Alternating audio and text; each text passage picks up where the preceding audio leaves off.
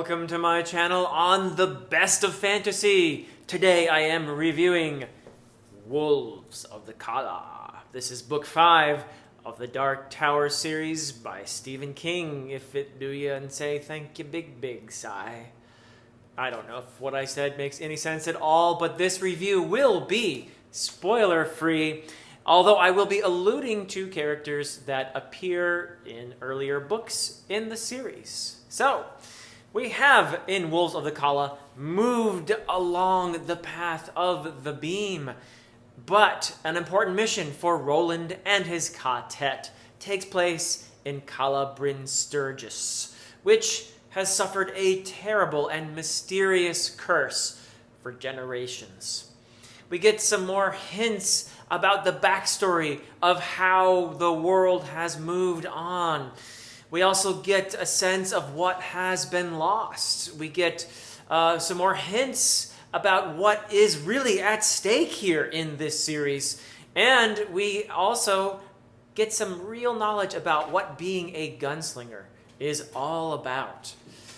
There are also, in addition to all these hints about what the Dark Tower is and possibly where this crazy story is headed, though it is perilous to predict when it comes to the Dark Tower, I have learned. So, which is the greatest thing, because I have enjoyed so much how unpredictable and bizarre and crazy this series is. Each book has been different in some ways from the last, although I am now seeing with Wolves of the Calla how these books are actually building on each other. King has skillfully woven little threads that you're now seeing, oh, that's what he was doing way back in book 1 or 2. And now it comes up. Stuff that happened earlier is coming up now in some important ways that I might not have foreseen. So this is really good stuff. I would also say that if Wizard and Glass, book 4, which I think remains my favorite Dark Tower book so far, probably Wizard and Glass, but if it added depth and pathos to Roland's character, Wolves of the Calla does a bit of the same, but it also does that for the other members of the quartet, and that is something that I really enjoyed. For example, Eddie has gone from wise ass to badass, although he is still sometimes a bit of a wise ass too, which is good because it is so one of the endearing things about Eddie. Susanna as well. Wow, I mean, where her character goes here is probably the craziest of all and the most complicated, also due to earlier events in the series. It is most concerning, I would say, Susanna's arc in here. And I won't say more than that. Jake, it is really amazing to see how this kid has grown as a result of the ordeals that he has been through. He is having to grow up fast. And this is a matter of considerable pathos in the book. It is really coming of age in a way that affected me. And I'm looking at this kid and seeing what this kid is going through, and like Roland and the other members of the quartet, watching Jake kind of have to grow up really fast. And it is tragic on the one hand because he is a kid, but it is necessary as well if they're going to survive in this very strange and harsh world. And then, of course, I do not want to forget Oi. We must not forget Oi, who is a member of the quartet, absolutely important member of this quartet, that serves to stick everyone together at times. Oi is such a brilliant touch in here, the faithful animal companion, and he just keeps getting cuter as I get to know him more. And it's just wonderful. And of course, there are these hidden facets of Roland that keep emerging. Some surprises. Roland does some things that surprise the members of the quartet and the readers alike. And I won't say what they are, but you'll know when you get there. And we get to see, I would say, more of his vulnerable side that we really saw a lot of in Wizard and Glass. So I continue to see his character develop. And most especially, it's the relationships between these members of the quartet that make this special. King is really good at character work, and he is really good at the relationships between the characters that make these characters come alive. For example, I mentioned Jake, and Roland is watching Jake, and there is the weight of what Roland did in book 1 to Jake that is part of this relationship. He carries that guilt and the resolve to be better. At the same time, Roland is clearly looking at this kid and seeing himself as a young person.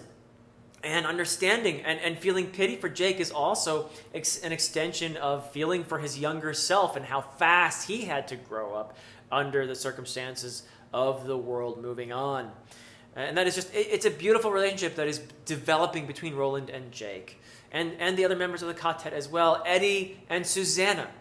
Their love for each other is truly a beautiful part of this group, of this quartet, and the fact that they are a married couple in each other's eyes, and the fact that they love each other so much, and that dedication to each other, you could say, is probably rivaled by only one thing, which is the dedication to the quest for the Dark Tower, and what they believe is at stake there. And just everything in that quartet is really blooming in the most beautiful possible way. And I find it so compelling and so rich. And at the same time, there is a new character too. And I'm not going to say a ton about this character because there are major spoilers. As most people have heard, there are major spoilers for Salem's Lot in Wolves of the Calla. Now, Salem's Lot is not a Dark Tower book, but Stephen King, being Stephen King, sort of sucked it into the multiverse here and the Dark Tower series. And this character from Salem's Lot appears here, is plopped into the Dark Tower series in a way that is most interesting. This character was integrated in a most interesting way. And I haven't read Salem's Lot. I decided to just go plow through Dark Tower first. But I can see that Stephen King does spoil the heck out of Salem's Lot in Wolves of the Calla. I mean, just boom, spoiled away. So, which is fine with me. I am very fine. I have learned that Stephen King spoils his own books left and right, and I can live with that because the guy is so darn good at building up suspense even after he's told you what's going to happen. So, not a problem for me. But it is kind of interesting. I would say if there are any weaknesses to Wolves of the Calla, I did get a little bit tired of the flashbacks, the backstories that were serving the purpose of integrating this character into the Dark Tower series. I probably would not have minded a little less of that, but I did enjoy getting to know this character very much nevertheless. So I'm happy that this crazy touch is here. The weird and the bizarre just continue as events of the earlier books take on more and more importance. And the worlds, plural, are disintegrating and colliding in the most alarming ways. Time itself is warping here, and it is getting worse and worse as we get further and further into the series. And there are some very strange meta moments in Wolves of the Calla as Stephen King writes our world, including some pretty well-known authors, into the multiverse and into this story. There were earlier in the series, there were appearances, allusions to things like the Wizard of Oz in the weirdest way inserted into the story. And the weirdest and most wonderful way, the wonderful Wizard of Oz. But also this continues with major and very obvious nods to Star Wars and to Marvel Comics and to even Harry Potter. So yeah, that all comes in here. Life is imitating art in here, or fiction is imitating life, or something is going on here as Stephen King is just throwing all kinds of stuff into this series, and I am loving it. It is a lot of fun.